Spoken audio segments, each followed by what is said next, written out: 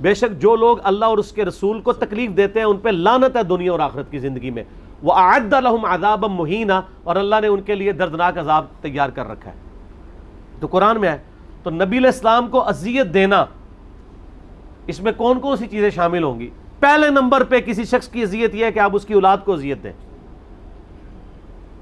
دوستوں یاروں کو انسان کیا سمجھتا ہے؟ میں خود بیوی بچوں والا ہوں، آپ لوگ بھی ہیں. مجھے بتائیں بیوی اور بچوں سے آگے آپ کو کوئی دوست ہو سکتا ہے اپنا؟ اور یار سگے بھائی نہیں آگے ہوتے ہیں، بہن بھائی پیچھے رہ جاتے ہیں اولاد کے بعد. تو یہ ان الذین یؤذون اللہ ورسولہ، جو رسول اللہ کو اذیت دینا ہے، وہ کس کو اذیت دینا ہے؟ بخاری اور مسلم کی حدیث ہے، فاطمہ میرے جگر کا ٹکڑا ہے، جس نے فاطمہ کو تکلیف دی اس نے مجھے تکلیف دی. نبی علیہ السلام نے خود ہی بتا دیا اپنی بیٹی کے بارے میں بے شک کہ جس نے فاطمہ کو تکلیف دی اس نے مجھے تکلیف دی. تو سیدہ فاطمہ کو تکلیف دینا رسول اللہ علیہ وسلم کو تکلیف دینا ہے. اور آگے پوتے تو نواسے تو وہ تو آپ کو بہت ہی عزیز ہوتے ہیں.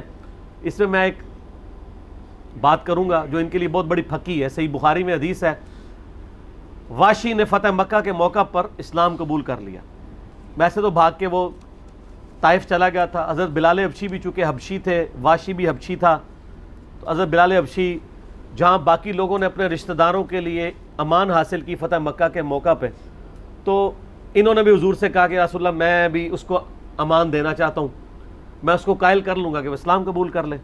کیونکہ سورہ توبہ میں آیات نازل ہو چکی تھی کہ اب جن لوگوں نے ایمان نہیں قبول کیا وہ عرب کی سرزمین چھوڑ کے چلے جائیں، ادروائز وہ قتل کیے جائیں گے، عذاب استیصال آئے گا ان پہ. تو واشی تیار ہو گیا، حضرت بلال نے لا کے حضور کے سامنے پروڈیوس کر دیا صلی اللہ علیہ وآلہ وسلم. آپ نے پوچھا واشی یا رسول اللہ قاتل حمزہ،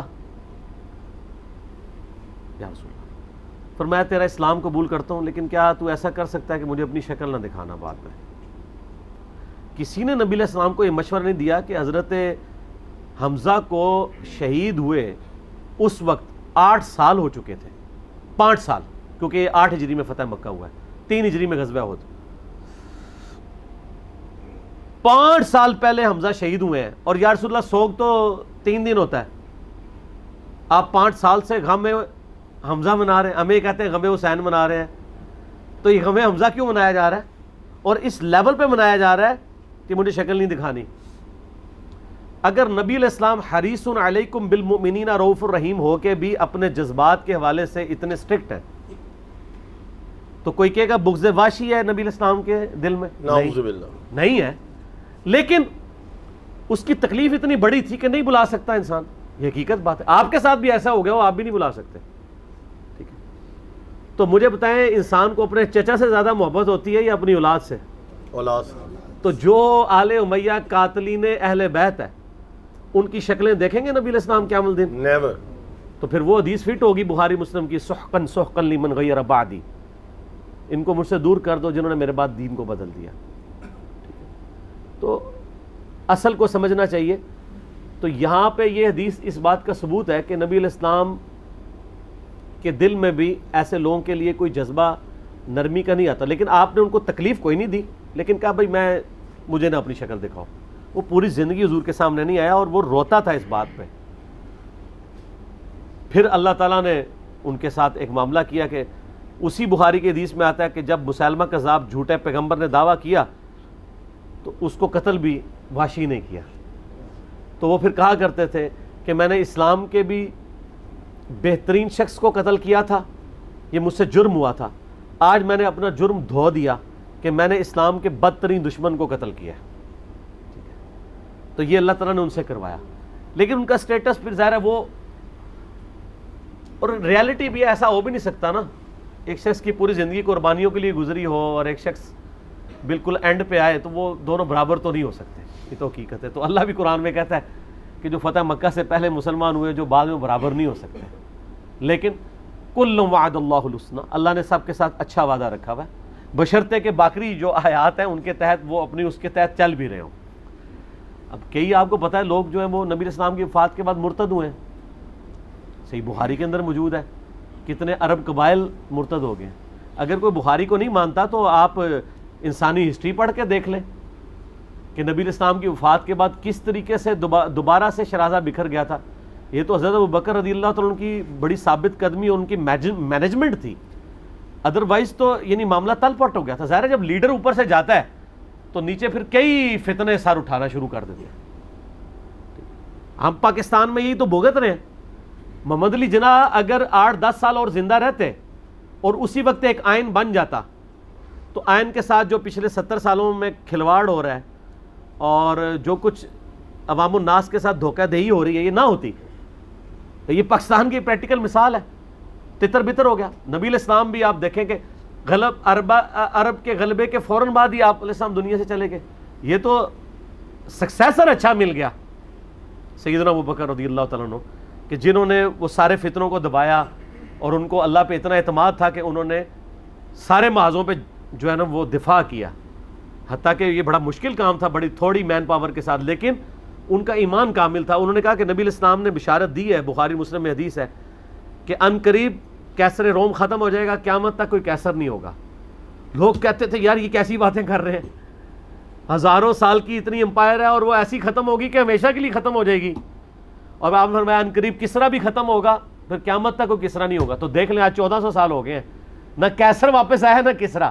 اب تو آپ بھول ہی جائیں کچھ ہوگا، کیونکہ اب تو ملک بن چکے ہیں، اب تو وہ امپائرز بننی کوئی نہیں ہے، امپائر کا کانسیپٹ ہی ختم ہو چکا ہے۔ تو حضرت ابوبکر نے کہا کہ یہ نبی علیہ السلام کا وعدہ ہے تو اللہ تعالیٰ اپنے دین کو غالب کرے گا، اور وہ ڈٹے معاملات کو آگے لے کے چلے، تو اللہ کا شکر ہے۔ باقی یہ اس طریقے سے یعنی ٹرمز کو ڈیوائز کر کے صرف چیزوں کو مل لینا، یعنی اہل حدیث نے توحید پکڑ لی ہوئی ہے، اہل تشیع نے جو ہے وہ محبت اہل بیت پکڑ لی ہوئی ہے، بریلوی جو ہے وہ عشق رسول کا راگ الاپ رہے ہیں، دیوبندی جو ہے وہ عظمت صحابہ کو لے کے چل رہے ہیں۔ کل حزب بما لدیہم فرحون، ہر گروہ اس پہ خوش ہے جو اس کے پاس ہے۔ یہ قرآن کی آیت ہے نا، تو ایسی چیز نہیں ہونی چاہیے۔ پائنتن پاک کو شیعہ کے کھاتے میں نہیں ڈالنا چاہیے، ہاکچار یار کو سنیوں کے کھاتے میں نہیں ڈالنا چاہیے۔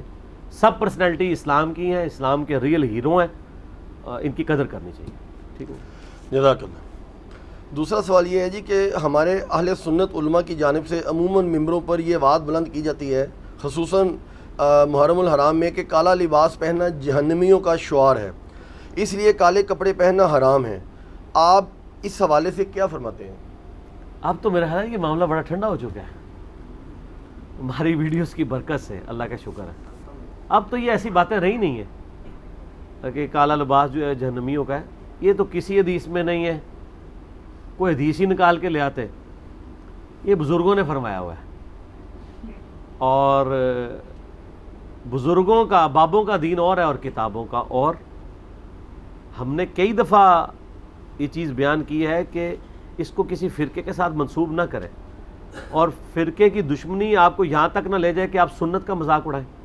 صحیح مسلم میں حدیث ہے کہ اسما بنت ابی بکر نے نبی علیہ السلام کی وفات کے بہت عرصے کے بعد ایک دفعہ ایک کالا جبہ نکالا اور کہا کہ یہ نبی علیہ السلام کا کرتا ہے، کسروانی طیالسی، پرشین امپائر کا کالا جبہ۔ اس کو کالا اس لیے کہا جاتا ہے کہ پرشین امپائر کا جبہ کالا ہوتا تھا، طیالسی، جیسے سندھی اجرک سرخ ہوتی ہے، اس کے ساتھ سرخ رنگ بولنا نہیں ضروری ہوتا۔ سندھی اجرک سے آپ کو یلو یا نیلا نہیں دماغ میں آئے گا، سرخ ہی آئے گا۔ کسروانی طیالسی صحیح مسلم الفاظ نکالا اور کہا کہ یہ نبی علیہ السلام پہنتے تھے، اس کے بعد حضرت عائشہ کے پاس تھا، ان کی وفات کے وقت میں نے ان سے لے لیا، ہم اس کا دھون مریضوں کو شفا کے لیے پلاتے ہیں۔ ٹھیک ہے، نبی علیہ السلام کے صحیح تبرکات۔ کالا جبہ، اغلاف کالا کعبہ جو ہے وہ کس کلر کا ہے؟ بلیک۔ بلیک، تو اس کو میرا خیال سنیوں کو چاہیے وائٹ کروائیں تاکہ شیعہ سے جان چھوٹ جائے۔ اللہ کے گھر کے کپڑے جو ہیں وہ کالے ہیں، یعنی جنمیوں والا لباس ہے نا اللہ تعالیٰ کے گھر کے اوپر، نعوذ باللہ، نعوذ باللہ، تو کالا ہے۔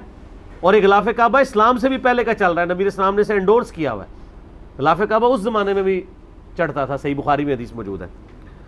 غلاف کعبہ کالا، نبی علیہ السلام کا کرتا کالا، نبی علیہ السلام کی پگڑی، بخاری مسلم میں آتا ہے کہ نبی علیہ السلام، صحابہ کرام کہتے ہیں جمعے کے دن ہم نے ان کو دیکھا کالی پگڑی پہنی ہوئی تھی، اور صحیح مسلم میں الفاظ ہے فتح مکہ کے دن نبی علیہ السلام جب مکے میں داخل ہوئے تو کالے کلر کی پگڑی آپ کے سر پہ تھی اور 2 شملے تھے جو آپ نے دائیں بائیں کندھے پہ چھوڑے ہوئے تھے، پگڑی بھی کالی۔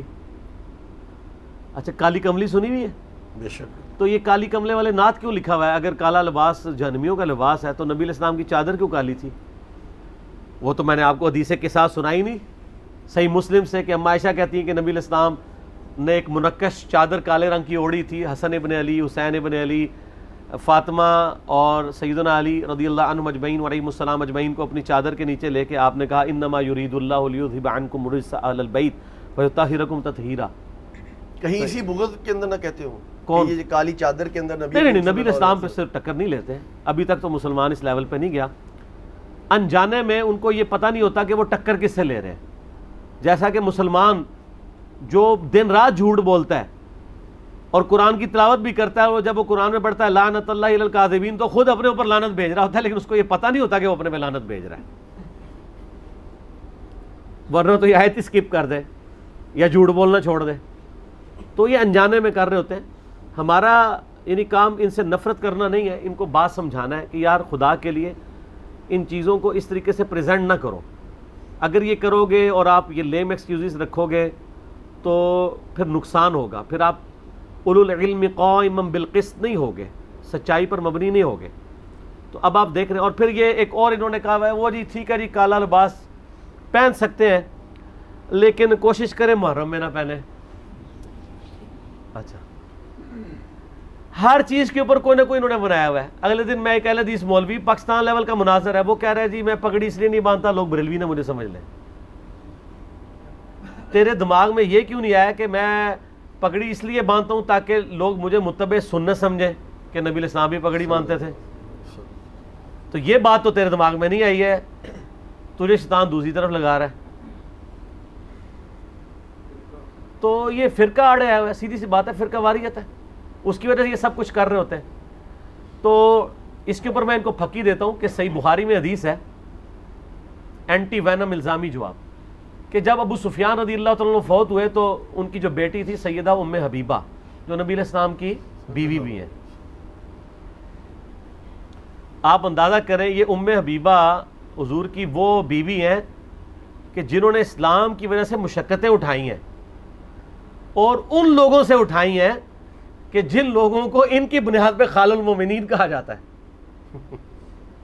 وہ بعد مسلمان ہو گئے تو خال المومنین کہنا شروع کر دیا، حالانکہ ایمان تو انہوں نے پہلے قبول کیا ہوا تھا. تو ام حبیبہ سلام اللہ علیہا کو جب خبر پہنچی تو انہوں نے 3 دن کے بعد اوپنلی عورتوں کے سامنے خوشبو منگوا کے اپنے جسم پہ ملی. تو عورتوں نے وہی جس طرح ہمارے پنجاب کے آئے نہیں پیڑی ہے تیرا پیو مریا ہے، تو وہ عرب کی عورتوں نے بھی کہا کہ آپ کے تو والد فوت ہوئے ہیں اور آپ خوشبو مل رہی ہیں. تو انہوں نے کہا میں یہ جان بوجھ کے کر رہی ہوں تاکہ تمہیں یہ بتاؤں کہ میں نے نبی علیہ السلام سے سنا تھا کہ جو شخص اللہ اور یوم آخرت پہ ایمان رکھتا ہے، جو عورت، اس میں عورت کے الفاظ، اس کے لیے جائز نہیں کہ 3 دن سے زیادہ کسی میت پہ سوگ کرے سوائے اپنے خاوند کے 4 مہینہ 10 دن. تو چونکہ میرا باپ مرا تھا تو 3 دن کے بعد سوگ ختم. اچھا سوگ ختم ہونے کے لیے، سوگ کو ختم کرنے کے لیے خوشبو ملنا یہ ضروری تو نہیں تھا. انہوں نے جان بوجھ کے کیا تاکہ ان کے دماغ میں یہ بات ڈالوں کہ تم یہ بت پرستی چھوڑ دو. 3 دن کے بعد سوگ ختم. تو ہم بھی آپ کو کہتے ہیں کہ آپ جان بوجھ کے کالا لباس محرم میں پہنا کریں اور آپ بتایا کریں کہ ہم یہ سنت پہ عمل کر رہے ہیں. دوسری طرف رافضی جو ہے کالا لباس پہن کے محرم میں غلط ایکٹیویٹیز میں انوالو ہیں، اور ہم کالا لباس پہن کے عظمت صحابہ بھی بیان کر رہے ہیں اور شان اہل بیت بھی کر رہے ہیں. تو آپ فرنٹ سے لیڈ کریں، آپ یہ چینل ان کے حوالے کیوں کر رہے ہیں؟ تو یہ کام نہ کریں. ہاں جی آپ کیا شاہ جی؟ وہ گزارش کریں کہ بھائی وہ جو تھوڑا سا میں بتا دوں آپ کو، یہ جو روایتیں لاتے ہیں نا اہل سنت کے پاس کچھ بھی نہیں. اہل تشیع کی کتابوں میں البتہ ایسی 2 روایتیں ہیں. ایک تو یہ روایت ہے کہ یہ فرعون کا لباس ہے، دوسرا جرمیوں کا لباس ہے، لیکن اس کی اہل تشیع علماء جو ہے وہ تعویل دوسری کرتے ہیں. تو یہ اہل سنت اہل تشیع سے لیتے ہیں روایت. سر اگر وہ یہ روایتیں صحیح بھی ہوں، پکی دینے کے لیے نہیں اگر روایتیں صحیح بھی ہوں کہ جی دوسیوں کا لباس ہے، تو اس سے یہ تو نہیں ثابت ہوگا کہ جو نبی علیہ السلام دنیا میں پہنتے رہے ہیں تو اب یہ حرام ہو گیا. دین کا ثبوت تو نبی علیہ السلام سے. اچھا میں اس میں آپ بات کرتا ہوں، آگ جو ہے یہ تو دوزخ کی علامت ہے نا. تو آپ روٹی کو آگ پہ پکاتے ہیں، یوز کر رہے ہیں نا، آگ کو ہم نفع مند چیز سمجھتے ہیں نا. اب کوئی آگ پہ پکی چیز کھانا چھوڑ دے کہ چونکہ آگ دوزخی والی ہے تو پھکی دیتی شاہ جی میں آگ دوزخ کی بھی ہو نفع تو اس سے اٹھائیں گے. سپوز دوستیوں کا لباس کالا بھی ہو, کالے لباس سے آپ دنیا میں تو نفع اٹھائیں گے جب نبی الاسلام خود بھی اٹھا رہے ہیں. ٹھیک ہو گیا. شاہ جی پنگا لیتے ہیں تو فائدہ ہو جاتا ہے, کوئی نہ کوئی پھکی کی آمد نئی پھکی کی آمد ہو جاتی ہے. ٹھیک ہو گیا جی, آگے چلیں. اگلا سوال ہے جی کہ آپ نے مولانا طارق جمیل صاحب کی ایک کتاب ہے گلدستہ اہل بیت, اس کو پروموٹ کیا ہے, حالانکہ اس کتاب کے اندر بھی سیدنا حسین علیہ السلام کی طرف منسوب وہ جھوٹا افسانہ ہے جس میں 3 شرائط کا ذکر ہے. اس حوالے سے آپ کیا کہتے ہیں؟ میرے بھائی میں تو مشکات المصابیح کو بھی پروموٹ کرتا ہوں. اس کا قطعاً یہ مقصد نہیں کہ مشکات کے اندر جو کچھ لکھا ہوا ہے وہ ٹھیک ہے, ضعیف روایتیں بھی ہیں. اگر میں آپ کو کہوں کہ کتب ستہ پڑھیں تو اس میں ترمذی میں تو 30% احادیث ضعیف ہے, تو آپ کہیں جی آپ نے ترمذی پروموٹ کی تھی تو اس میں تو ضعیف حدیثیں نکلی. تو میں نے کب یہ کہا تھا کہ ترمذی میں جو کچھ 2 گتوں کے درمیان لکھا ہوا ہے وہ ٹھیک ہے. وہ سر ایک ہی کتاب ہے اللہ کی کہ جو 2 گتوں کے درمیان سب کچھ ٹھیک لکھا ہوا ہے. باقی اپنی تھیم کے اعتبار سے وہ ایک اچھی ایفرٹ ہے گلدستہ اہل بیت, اور اگر اس میں کوئی بات ایسی لکھی ہے جو تحقیق کے برخلاف ہے تو وہ ہائی لائٹ کرنی چاہیے, وہ مطلب چیزیں نکال دی جائیں گی. اور یہ چیز مجھے پہلے اس سوال سے پہلے بھی پوائنٹ آؤٹ کی, کچھ لوگوں نے ای میلز مجھے بھیجی. میں نے مولانا طارق جمیل حافظہ اللہ تعالیٰ کو آج سے تقریباً 3-4 دن پہلے عصر کے وقت میں نے فون کیا, تو مجھے بتا رہے تھے میں اس وقت علاج کے لیے لاہور آیا ہوں. تو میں نے کہا سر مجھے ضروری بات کرنی ہے. میں نے ان کو بتایا کہ اس طرح اس کتاب میں یہ چیزیں لکھی, تو انہوں نے تسلی سے سنا. تو ان کا بیٹا وہ اب 2nd پرنٹنگ میں ہے, تو ابھی پرنٹنگ نہیں ہوئی ہے, ہم نکال دیں گے اس میں سے, آپ بتا دیں. تو پھر میں نے ان کا جو قریبی ہیں مولانا احتشام صاحب, ان کو فون کر کے میں نے کہا جی ان کو بتا دوں, کہتے ہیں بتا دیں. میں نے ان کو پھر ای میل کر کے اس کے امیجز بھی بھیج دی ہیں جو میرے پاس آئے تھے. پہلے میں نے خود پڑھے, ایویں نہیں آگے فارورڈ کی کہ واقعی وہ بات ہو بھی, تو وہ ان کو فارورڈ کر دی ہیں اور ان کو پھر میں نے بتا بھی دیا ہے, ان کو مل بھی کیا ہے, ان کا اوکے کا میسج بھی آ گیا. میں نے ان کو یہ نہیں کہا آپ نکال لیں, ہم کون ہوتے ہیں کسی کو پابند کرنے کے. میں نے کہا جی اس کو آپ دیکھ لیں, ہماری تحقیق کے مطابق یہ اس طرح نہیں ہے. پھر میں نے طارق جمیل صاحب سے فون پہ بات کی کہ حضرت حسین علیہ السلام کی 3 شرائطوں والی تو بات ہی غلط ہے, یہ تو وہ سٹوری ہے جو فٹن بیٹھتی نہیں ہے. تو میں نے کہا میرا اس پہ کلپ ہے, تو مجھے کہنے لگے میں نے وہ سارا کلپ دیکھا ہے. تو میں نے کہا پھر آپ کو تو پتہ ہے کہ یہ غلط ہے, تو کہتے ہیں ٹھیک ہے نکال دیتے ہیں. تو یہ انہوں نے کمٹ کیا. دوسرا یہ کہنا ہے کہ جی وہ طارق جمیل صاحب نے کتاب میں کوئی لکھ دیا ہے تو وہ اب کوئی حرف آخر ہو گیا ہے. حرف آخر صرف اللہ کی کتاب ہے. ہم اگر کسی کو پروموٹ کرتے ہیں تو قطعاً اس کا یہ مقصد نہیں ہے کہ اس کی ہر بات کو میں اپنے لیے بھی کہتا ہوں کہ میری بھی ہر بات حرف آخر نہیں ہے. اگر مجھ سے کہیں سلپ آف ٹنگ ہو جاتا ہے تو سلپ آف ٹنگ ہو سکتا ہے, بڑے بڑے لوگ ہیں جن سے سلپ آف ٹنگ ہو جاتا ہے. اور میں بولتا ہوں بعض کا ایسا سلپ آف ٹنگ بھی ہوتا ہے کہ بولنے والے کو بولنے کے دوران 100% یقین ہوتا ہے کہ میں صحیح بول رہا ہوں. مثلا یہ پچھلے دنوں میرا ایک کلپ ریکارڈ ہوا تھا, جیسے عوام ویسے حکمران. اس میں بولتے بولتے مجھ سے یہ جملہ نکل گیا کہ نبی علیہ السلام کی وفات ہوئی ہے 571 عیسوی میں. حالانکہ جب میں بول رہا تھا تو مجھے آج بھی یاد ہے کہ میں نے ولادت بولا تھا, لیکن جب ویڈیو سنی ہے تو وہ اس میں وفات تھا. لیکن اپنے کانٹیکسٹ میں وہ بات ٹھیک تھی, کیونکہ میں نے کہا تھا کہ ٹائٹس نے نبی علیہ السلام سے 500 سال پہلے یروشلم پہ حملہ کیا تھا. اور میں نے بولا کہ ٹائٹس نے 70 عیسوی میں کیا اور نبی علیہ السلام کی ولادت ہوئی 571 میں. وہاں میں ولادت کی جگہ وفات کا لفظ بول گیا, تو وہ اپنا کانٹیکسٹ ہی بتا رہا تھا, میں ولادت کا ہی ذکر کر رہا ہوں. ایسا ہو سکتا ہے. ایسے وام تو امام بخاری امام مسلم کو راویوں کے نام کے اوپر لگے ہوئے ہیں. بعد کے لوگوں نے جب اس کے اوپر کیا تو وہ امام بخاری کو بھی ان کی زندگی میں اگر بتایا جاتا نا تو وہ کہتے ہیں ہاں, کیونکہ امام بخاری نے خود اسماء و رجال پہ کتابیں لکھ کے بتایا ہوا ہے کہ یہ راوی فلاں بن فلاں ہے. اور کس طرح ہوتا ہے, کئی راوی ایسے ہیں جن کے دادوں تک کے نام سیم ہوتے ہیں, پردادوں کے ڈیفرنٹ ہوتے ہیں. لیکن کبھی لکھتے ہوئے کوئی غلط ہو جائے, اب وہی بندہ اپنی دوسری تاریخ کبیر میں لکھ رہا ہو کہ یہ راوی فلاں ہے اور بخاری میں وہ دوسرے کو مینشن کر دے, تو اس کو آپ ایک کاتب کی غلطی کہہ سکتے ہیں. Human error. ہاں ہیومن ایرر ہے. یہ ایرر کسی سے بھی ہو سکتا ہے یار. بخاری مسلم میں حدیث ہے کہ نبی علیہ السلام کئی بار نماز میں بھولے ہیں تو سجدہ صاحب کیے. آپ کو یہ کہے گا کہ بھی نبی علیہ السلام کی توجہ نہیں تھی نماز میں, آپ میرے لیے اپنے لیے تو کہہ سکتے ہیں. لیکن ہیومن ایرر ہو سکتا ہے، بعض اوقات انسان سے کوئی چیز اوور لک ہو سکتی ہے، تو یہ کوئی ایسی چیز نہیں ہوتی ہے ہاں بتانے کے باوجود کوئی ڈٹا رہے اور کہ نہیں میں نے جو فرما دیا یہی حق ہے، ایسا نہیں ہے.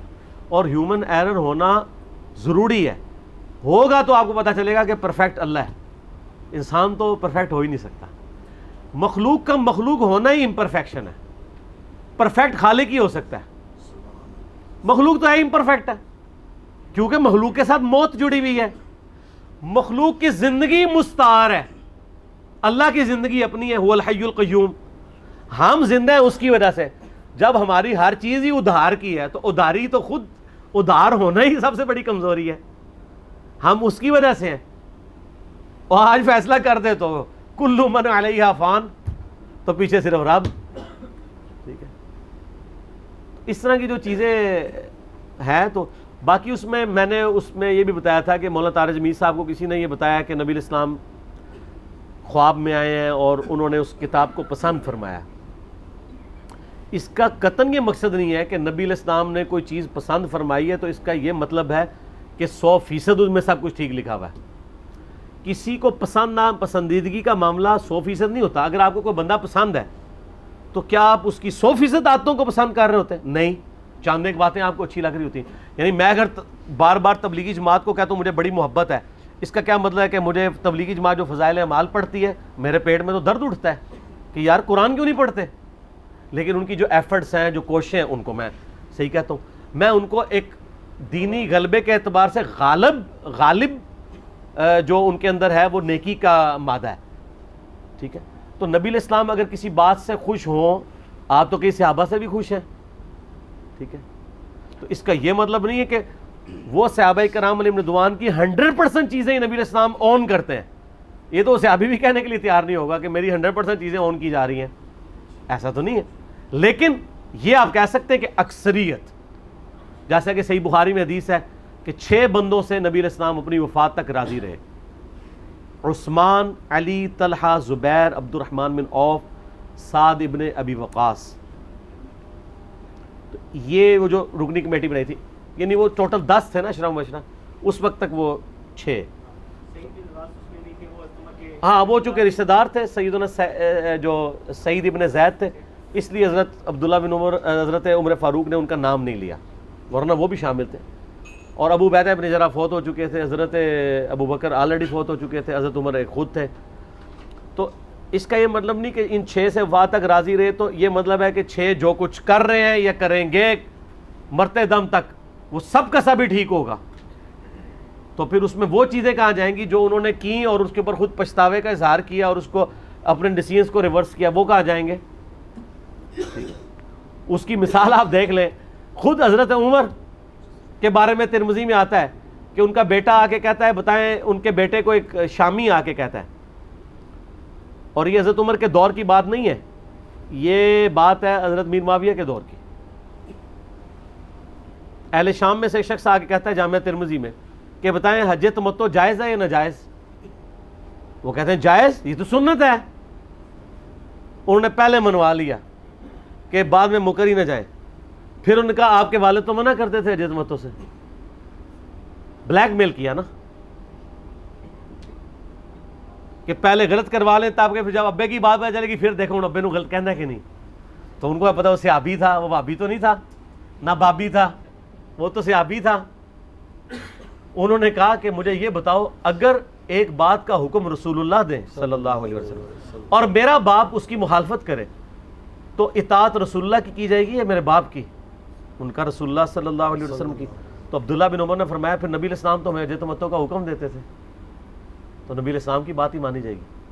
آپ کوئی کہ جی حضرت عمر نے جو حج تمتع پہ بندی لگائی تھی نبی علیہ السلام اس سے بڑے خوش تھے، یہ کون بیوقوف کہے گا؟ پھر بخاری مسلم میں آتا ہے حضرت عثمان کے دور میں حضرت عثمان نے حج تمتع پہ بندی لگائی تو حضرت علی نے مخالفت کی. انہوں نے کہا میں آپ کی وجہ سے نبی علیہ السلام کی سنت نہیں چھوڑ سکتا، اور انہوں نے حج اور عمرے کی اکٹھی نیت کی.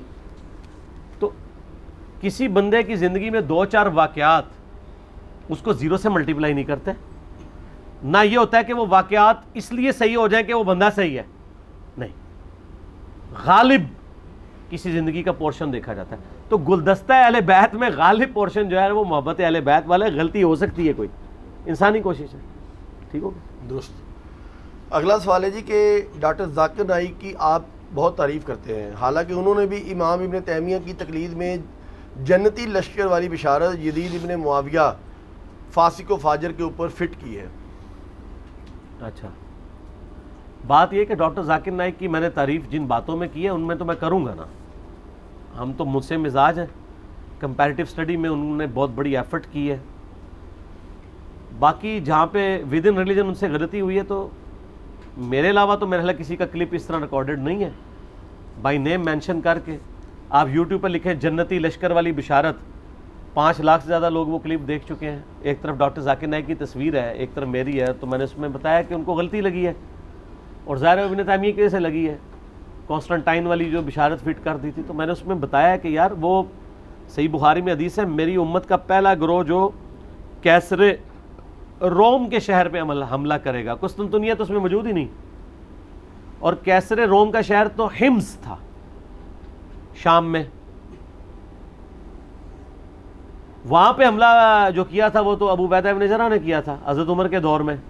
لیکن یہ کہتے ہیں کہ جی وہ ہمس والا اس لیے نہیں ہے کہ ہمس پہ حملہ کرنے سے پہلے ہی کیسر روم نے ہمس چھوڑ کے قسطنطنیہ شفٹ ہو گیا تھا. چلیں ہم بھی قسطنطنیہ شفٹ ہو جاتے ہیں آپ کے پیچھے. تو قسطنطنیہ پہ جو پہلا حملہ ہوا ہے اب وہ یزید ابن معاویہ نے نہیں کیا, وہ تو حضرت عثمان غنی رضی اللہ تعالیٰ کے دور میں ہو گیا تھا. اس وقت یزید کی عمر 6 سال تھی, وہ تو شامل ہی نہیں تھا اس کے اندر. صحیح بخاری سے ابو ایوب انصاری والی حدیث لے کے آتے ہیں کہ ابو ایوب انصاری فوت ہو گئے, اس لشکر کا امیر یزید ابن معاویہ تھا. تو حضرت ابو ایوب انصاری قسطنطنیہ کے کئی حملوں میں شریک تھے, وہ کوئی ایک حملہ تو نہیں ہوا تھا. قسطنطنیہ تو پھر فتح بھی ان لوگوں سے نہیں ہوا, وہ تو جا کے 9ویں صدی ہجری میں جا کے فتح ہوا ہے سلطان محمد فاتح کے ہاتھوں, جس پہ ترکی والوں نے پوری 3 گھنٹے کی فلم بنائی ہوئی ہے. سلطان محمد فاتح پہ اردو ڈبنگ کے ساتھ ترکیوں کی فلم بڑی زبردست آئی ہے 3 گھنٹے کی, کہ کس طرح جو ہے وہ یورپ کے سینے میں جا کے مسلمانوں نے جو ہے وہ قسطنطنیہ کو فتح کیا. قسطنطنیہ اب وہ ہے استنبول جسے کہتے ہیں, اسلام ان بلک. اسلام آباد کو اگر آپ ٹرکی میں ٹرانسلیٹ کریں استنبول بنتا ہے. تو مسلمانوں نے اس کا نام پر استنبول رکھ دیا تھا قسطنطنیہ کا. تو قسطنطنیہ پہ حملہ پہلا جو ہے وہ حضرت جو تھے نا عبداللہ ابن زبیر کے چھوٹے بھائی منذر, انہوں نے کیا تھا. علادہ سے اس پہ ریسرچ پیپر بھی ابو عبداللہ جابر دامانوی صاحب کا آیا ہوا ہے. تو یزید تو اس میں ہے ہی نہیں تھا, کیونکہ ابو داؤد میں حدیث ہے کہ ہمارے لشکر کے امیر عبد الرحمن بن خالد ابن ولید تھے جب ہم نے قسطنطنیہ پہ حملہ کیا, اور اس حملے میں حضرت ابو ایوب انصاری ہمارے ساتھ موجود تھے, وہ ہمیں حدیثیں سناتے تھے بس. اور دوسرے والے حملے میں ہے کہ ابو ایوب انصاری موجود تھے اور وہ فوت ہوئے. تو جس حملے میں وہ زندہ تھے وہ پہلے والا حملہ ہوگا, جس میں فوت ہوئے وہ دوسرے والا, اگر 2 بھی لشکر گئے ہوں. اس پہ تو زبیلی زئی صاحب نے پورا مضمون لکھا تھا. تو یہ خام خواہ وہ اگر انہوں نے کر دیا تو اس کی وجہ سے ڈاکٹر ذاکر نائک کی پوری زندگی 0 سے ملٹیپلائی نہیں ہوگی. ڈاکٹر ذاکر نائک کے تو وہ علمی لیول ہی نہیں ہے. امام ابن تیمیہ تو بہت بڑی پرسنالٹی ہے, اگر ان کو غلطی لگ سکتی ہے تو ڈاکٹر ذاکر نائک کو بھی لگ سکتی ہے. ہم نے تو ان کے بیٹے کے ہاتھ میں یہ پمفلٹ بھجوائے تھے, ان کے گھر تک یہ پمفلٹ پہنچے. تو باقی دیکھ لیں ان کے اس عمل کا نقصان ہی ہوا ہے نا, ایک غلط چیز پہ انہوں نے سٹانس لیا. پھر جب ان سے دلیل مانگی تو ویسے وہ کہتے ہیں قرآن اور صحیح حدیث, جب دلیل مانگی تو کہتے ہیں امام غزالی نے فرمایا. تو امام غزالی تو وہ کچھ فرما کے گئے ہوئے ہیں جو آپ کے نزدیک شرک ہے. اور دوسری طرف بریلوی ہیں, وہ کہتے ہیں ڈاکٹر ذاکر نالائق. تو وہ پنڈی کے مفتی صاحب کو میں نے کہا تھا کہ اگر ڈاکٹر ذاکر نالائق ہے تو غزالی نالائق کیوں نہیں ہے, جس نے احیاء العلوم میں لکھا ہے کہ قتل حسین کو یزید کی طرف نہیں منسوب کرنا چاہیے, تو ایک مسلمان کے اوپر جھوٹی تہمت لگانا ہے, اور جو ایسی تہمت لگا رہے ہیں وہ اس کی طرف خود لعنت پلٹ آئے گی. تو میں نے کہا تھا کہ جو لوگ اس وقت ڈاکٹر ذاکر کو نالائق کہہ رہے ہیں وہ جب یزید کے خلاف بولتے ہیں تو امام غزالی کی نظر میں وہ خود لعنتی ہیں. تو جرت کریں, یہ تو جرت کرنی چاہیے نا ان کو, جو بندہ ان پہ لعنت بھیج رہا ہے وہ کہے نہیں تو ہی لعنتی ہے. تو ایک ٹکٹ میں 2 مزے تو نہیں ہوتے. ہم امام غزالی کو بھی غلط سمجھتے ہیں اس مسئلے میں, اور ڈاکٹر ذاکر نائک کو بھی غلط سمجھتے ہیں, اور بریلویوں کو بھی غلط سمجھتے ہیں. صحیح کس کو سمجھتے ہیں؟ اچھا یہ اگلے دن ایک بندے نے نا کہا جی آپ ساروں کی غلط کہتے ہیں تو آپ ہی ٹھیک ہے. میں نے تو کبھی نہیں کہا میں ٹھیک ہوں.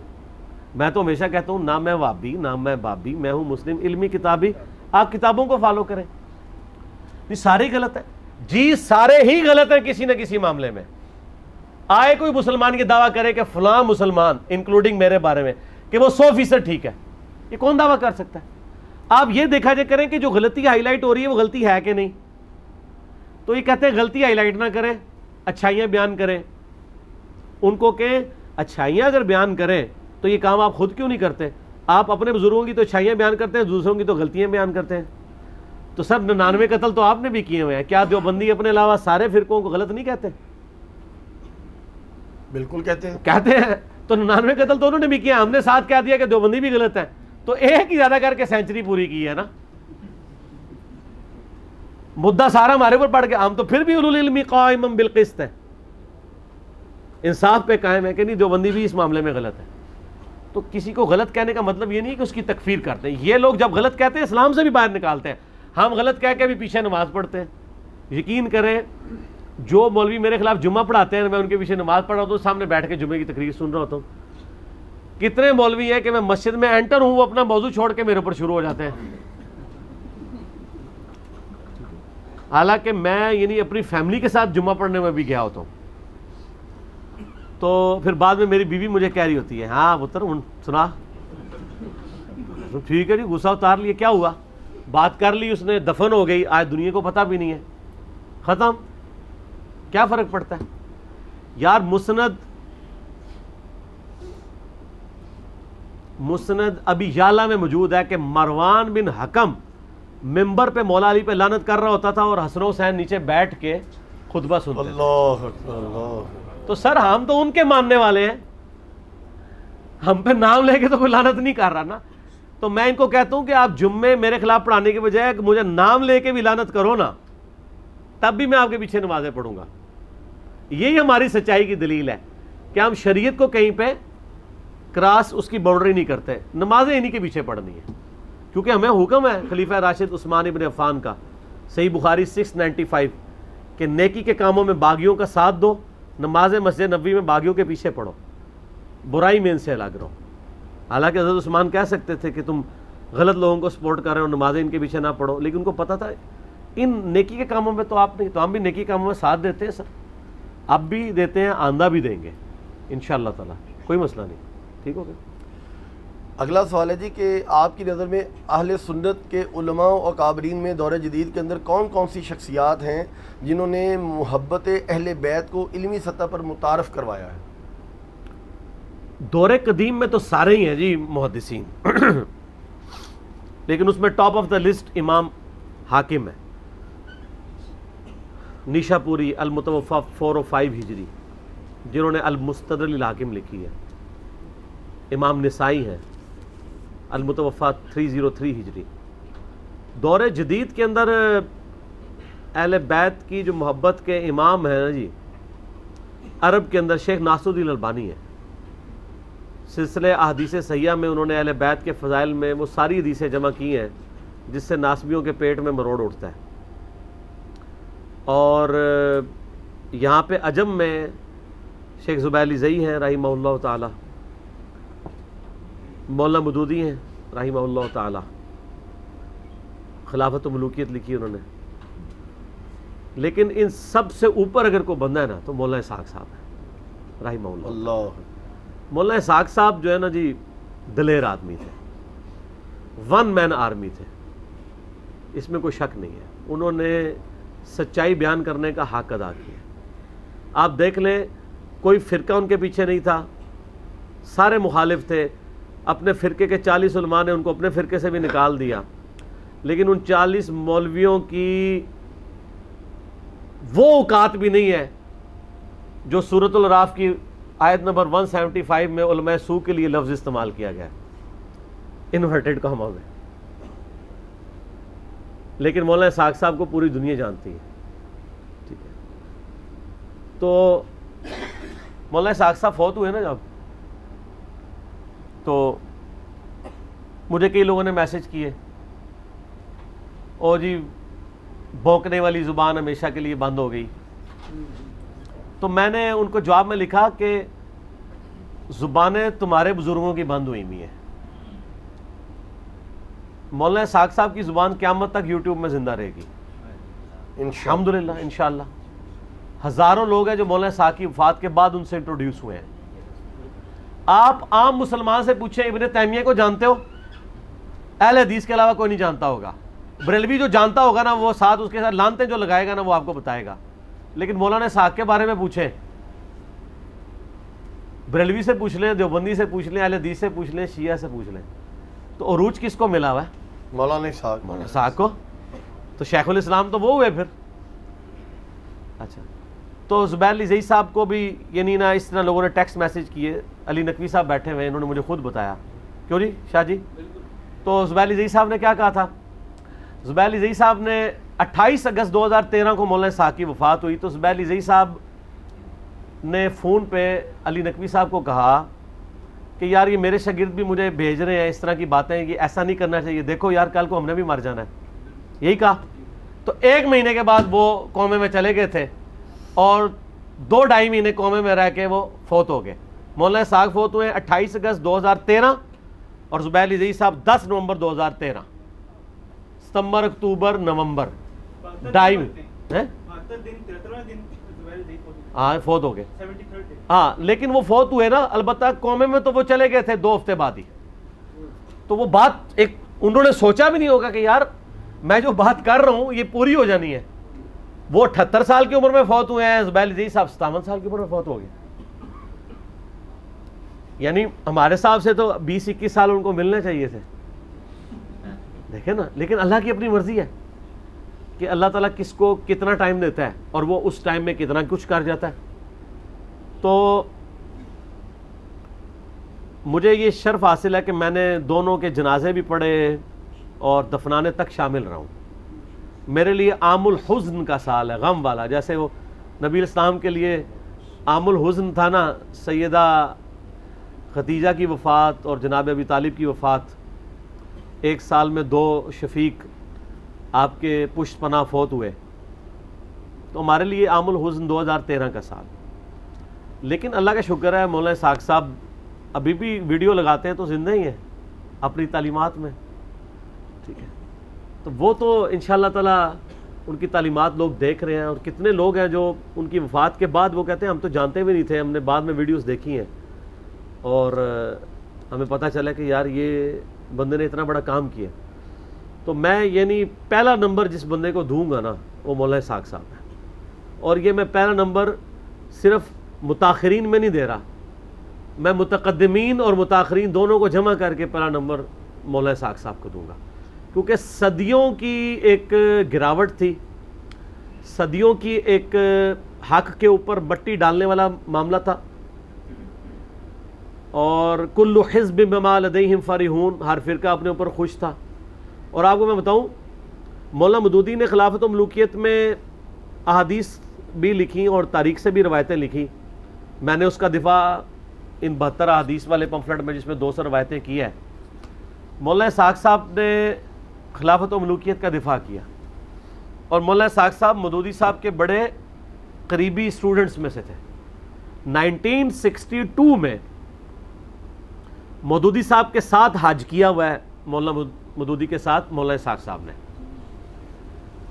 उनके जनाजे पे मुझे उनके क्लास फेलो मिले, उनकी उम्र भी 70+ थी मौलाना साग साहब के जनाजे पे।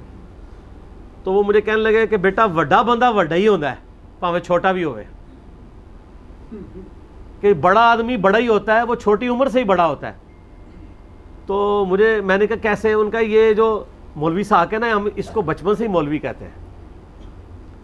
कहते हैं ये जब 5वीं क्लास में पढ़ते थे ना, हम लोग तो गुल्ली डंडा खेलते थे ना, तो मौलवी साहब जो है ना उसकी एक हाथ में किताब होती थी और वो अपने बैल के ऊपर वो जो पीछे हल चलाते हैं उस पर चढ़े हुए होते थे और ज़मीन में हलवाई भी करते थे और किताब भी पढ़ते थे। अल्लाह। और किताबें अरबी फ़ारसी तो उन्होंने बचपन में सीख ली हुई थी, ये उनकी मादरी ज़ुबान की तरह थी, अरबी और फ़ारसी।